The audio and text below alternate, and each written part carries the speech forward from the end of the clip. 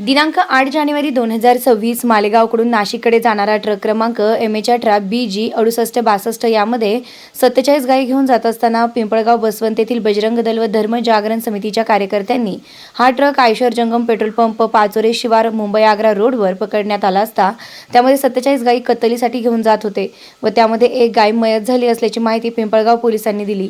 हा रास्ता रोको 2-3 तास चालला होता। शेवटी पिंपळगावचे PI Pradeep Deshmukh, PI Pankaj Nikam, PSI किरण गांगुर्डे, पोलीस हवालदार बाबा पगारे, गुंजाळ ब्राह्मणे यांनी बजरंग दल व धर्म जागरण समितीच्या कार्यकर्त्यांशी समजूत काढली आणि रास्ता रोको आंदोलन तात्काळ मागे घेण्यात आलं। PI साहेब या ठिकाणी येत नाही तोपर्यंत रास्ता रोको आंदोलन समाप्त करण्यात येणार नाही अशी भूमिका घेतली होती, परंतु शेवटी पिंपळगाव पोलिसांच्या मदतीने सामान्यांची भूमिका घेऊन समजुतीने मार्ग मोकळा करण्यात आला।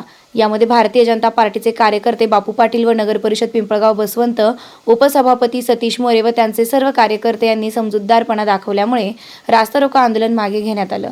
यानंतर सर्व वाहनांना जाण्या येण्यासाठी मार्ग मोकळा करण्यात आलाय। पुढील तपास पिंपळगाव पोलीस करीत आहेत। रोखोक पोलीस टाइम्स न्यूजसाठी प्रकाश गांगुर्डेसह गणेश खिराडकर, नाशिक। जी काही गोरक्षकांनी ही जी काही गायींची गाडी पकडली, अखंड हिंदुस्थानाची अस्मिता आमची गोमाता आहे आणि ज्या गोमातेची हत्या करण्यासाठी कत्तलखान्यामध्ये नेण्यासाठी आज जर आपण तुम्ही ते दृश्य जर बघितलं असेल तर या 60 गायी अक्षरशः त्यांच्या माना गळफासासारख्या वरती बांधून या ठिकाणी घेऊन जात आहे आणि याला पोलीस प्रशासन सहकार्य करतं याचं खऱ्या अर्थाने निंदनीय ही गोष्ट आहे।